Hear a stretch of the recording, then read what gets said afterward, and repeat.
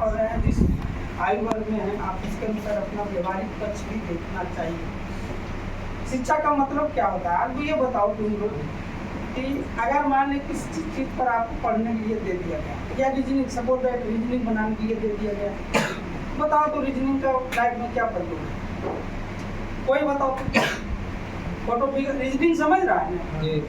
क्यों पढ़ाया जाता है? उसका क्या प्रयोग है लाइफ में? कुछ है?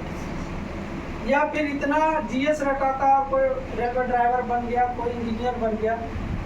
इंजीनियर को अकबर के पिता का नाम क्या था, उससे क्या लेना देना? या फिर डीएम साहब बन गए, आईएएस बन गए। जहांगीर कौन था, उनसे को मधेपुरा जिला चलाने के लिए क्या चाहिए? फिर पढ़ाया क्यों जाता है? आसानी उन्हें इसलिए हम क्वेश्चन कर रहे हैं कि अगर तुम ये सीख रहे हो, क्यों सीख रहे हो, हम तुम्हें पूछ रहे हैं। जो सर्टिफिकेट मिलेगा किस लिए? नौकरी मिलेगा। अच्छा, आओ कम पर बोलो, इसका क्या प्रयोग करोगे तुम लोग? अभी से मान ले दे दिए, अभी यहाँ से बाहर निकलोगे, फिर इसका मान ले देने और लेने वाले के लिए सर्टिफिकेट लग रहा है। अगर मिल जाए और कोई नागरिक जा रहा है रिक्शा चालक, तो उसके लिए इनका लगेगा कागज का पेपर। हो सकता है नमक रख कर खाना खा ले, नमक रख कर कर दीजिए खाना। कहते हैं इसका इम्पोर्टेंस क्या है?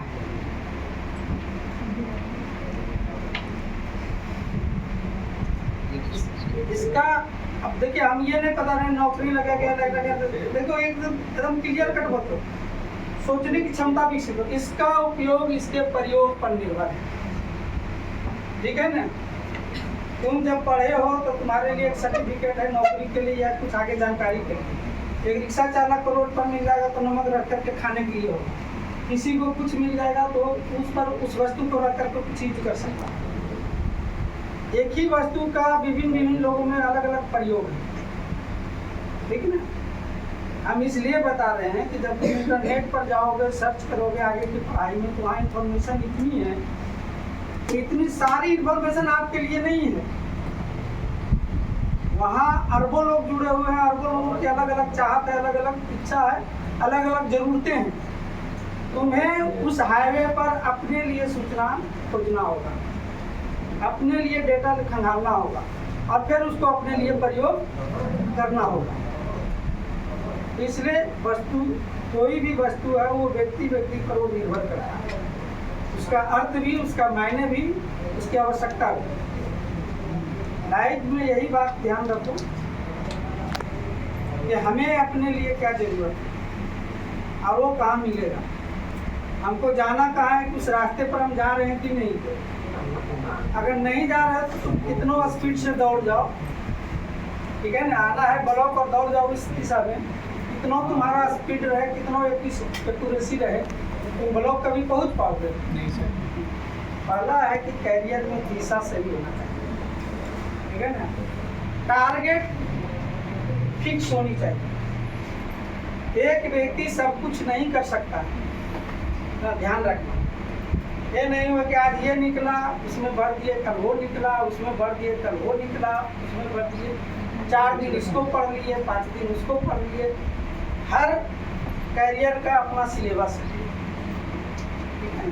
पहले लाइफ में अगर जीवन में आगे बढ़ना चाहते हो तो सबसे पहले टारगेट फिक्स करो, मुझे करना क्या है। और जब टारगेट फिक्स है तो उसकी दिशा फिक्स करो, ठीक है ना? दिशा यदि फिक्स हो जाए तो उसका रास्ता फिक्स करो, किस रास्ते से हमको जाना है। अब तब तुम्हारा काम आएगा स्पीड बढ़ाने का। तुम जितना स्पीड बढ़ाओगे टाइम कम लगेगा, जितना स्पीड लो रखोगे टाइम अधिक लगेगा, ठीक है ना? और अगर लाइफ में ये फिक्स जो कर लिया 10+2 पढ़ने के बाद, तो उसके लाइफ कभी फेल्यूर नहीं हो सकता। अब मैं एक उदाहरण अपना व्यक्तिगत देता हूँ। जब मैं इंटर पास किया था ना, तो पहली बार गांव का काम निकल रहा था, तो मुझे लगा कि कम से कम ग्रेजुएशन तक को बाहर रहना ही पड़ेगा।